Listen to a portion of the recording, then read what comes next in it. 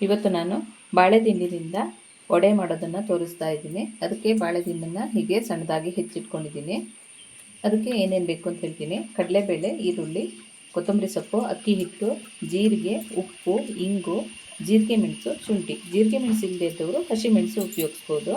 ಹೇಗೆ ಮಾಡೋದು ಅಂತ ತೋರಿಸ್ತೀನಿ. ಮೊದಲಿಗೆ ಒಂದು ಮಿಕ್ಸಿ ಜಾರ್ ತಗೊಂಡು ಜೀರಿಗೆ, ಉಪ್ಪು, ಜೀರಿಗೆ ಮೆಣಸು ಮತ್ತು ಶುಂಠಿ ಸಣ್ಣ ತುಂಡು ಸಾಕು, ಜಾಸ್ತಿ ಬೇಡ, ಇಷ್ಟು ಸಾಕಾಗುತ್ತೆ. ಇದಿಷ್ಟನ್ನು ರುಬ್ಕೊಳ್ತೀನಿ. ರುಬ್ಬಿದ್ದಾಗಿದೆ. ಇಷ್ಟು ತರಿ ಆದರೆ ಸಾಕು. ಇದಕ್ಕೀಗ ಕಡಲೆಬೇಳೆ ಹಾಕ್ಕೊಳ್ತೀನಿ. ಅದನ್ನು ರುಬ್ಬಿ ತಗೊಂಬರ್ತೀನಿ. ರುಬ್ಬಿದ್ದಾಗಿದೆ. ಇದು ಚಟ್ಟಮಡೆಗಾದಷ್ಟು ತರಿಯಾಗಿ ರುಬ್ಬೋದು ಬೇಡ, ಸ್ವಲ್ಪ ನೈಸಾಗಿ ರುಬ್ಕೊಂಡಿದ್ದೀನಿ. ಇದನ್ನು ಒಂದು ಪಾತ್ರೆಗೆ ಹಾಕ್ಕೊಳ್ತೀನಿ.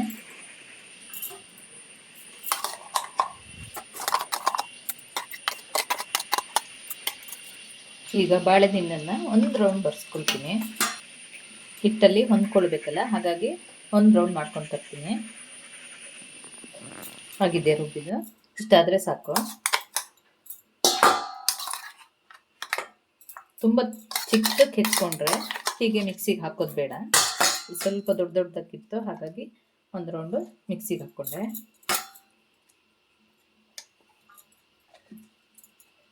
ಈಗ ಇದಕ್ಕೆ ಈರುಳ್ಳಿ, ಕೊತ್ತಂಬರಿ ಸೊಪ್ಪು, ಅಕ್ಕಿ ಹಿಟ್ಟು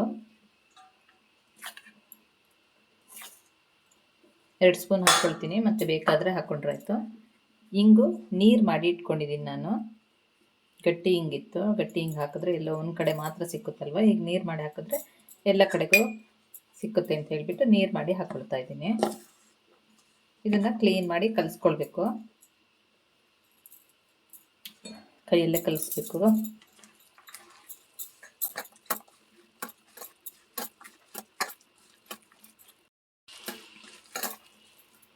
ಅಕ್ಕಿ ಹಿಟ್ಟಷ್ಟು ಬೇಕಾಗುತ್ತೆ, ಹಾಕ್ಕೊಳ್ತೀನಿ. ಒಂದು 3 ಸ್ಪೂನಷ್ಟು ಅಕ್ಕಿ ಹಿಟ್ಟು ಹಾಕ್ಕೊಳ್ತಾ ಇದ್ದೀನಿ.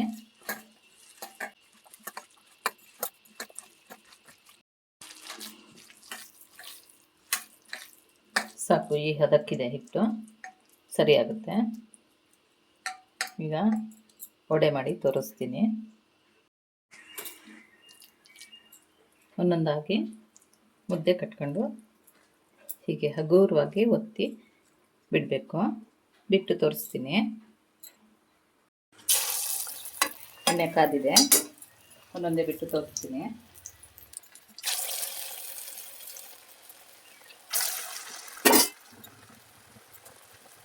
ಎಣ್ಣೆ ಕಾದ್ಮೇಲೆ ಉರಿ ಕಡಿಮೆ ಇಟ್ಕೊಳ್ಬೇಕು.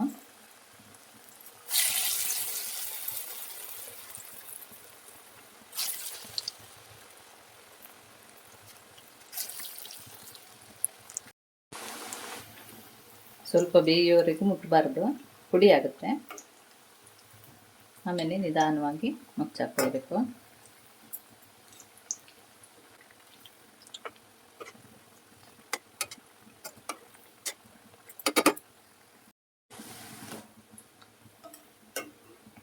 ಸ್ವಲ್ಪ ಟೈಮ್ ಬೇಕು ಇದು ಬೇಯಲಿಕ್ಕೆ.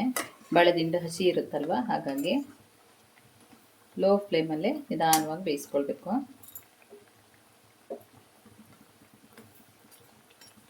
ಜಾಸ್ತಿ ಉರಿ ಇಟ್ಟು ಬೇಯಿಸ್ಕೊಂಡ್ರೆ ಹೊರಗಡೆ ಬೆಂದಿರುತ್ತೆ, ಒಳಗಡೆ ಬೇಯಲ್ಲ. ಹಿಟ್ಟಿನ ಕಲಸಿದ ಮೇಲೆ ತಕ್ಷಣ ಮಾಡಬೇಕು.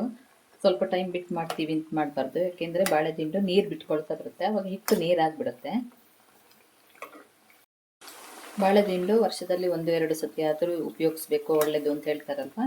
ಯಾವಾಗಲೂ ಸಾಂಬಾರು ಅಥವಾ ಪಲ್ಯ, ಬಜ್ಜಿ ಹೀಗೆ ಮಾಡಿ ತಿನ್ನೋ ಬದಲು ಈ ಥರ ಒಂದು ಡಿಫ್ರೆಂಟಾಗಿ ಮಾಡಿ ತಿನ್ಬೋದು. ಟೇಸ್ಟು ಚೆನ್ನಾಗಿರುತ್ತೆ, ಎಲ್ಲರೂ ಇಷ್ಟಪಟ್ಟು ತಿಂತಾರೆ.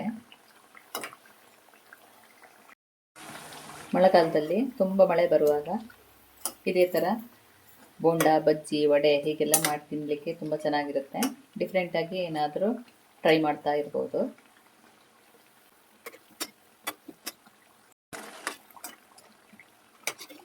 ಸಾಕು, ಇದಾಗಿದೆ. ಈ ಕಲರ್ ಬರಬೇಕು.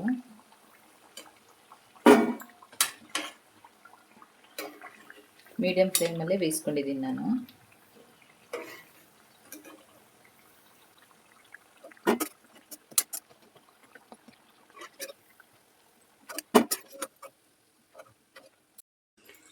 ಇನ್ನೊಂದು ರೌಂಡ್ ಬಿಟ್ಕೊಳ್ತೀನಿ.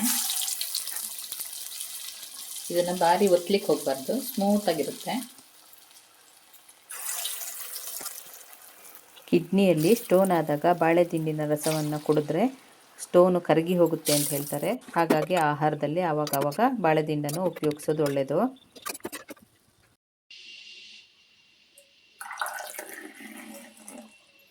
ಮಲ್ನಾಡ್ ಬಿಸಿ ಬಿಸಿ ಕಾಫಿ ಜೊತೆಗೆ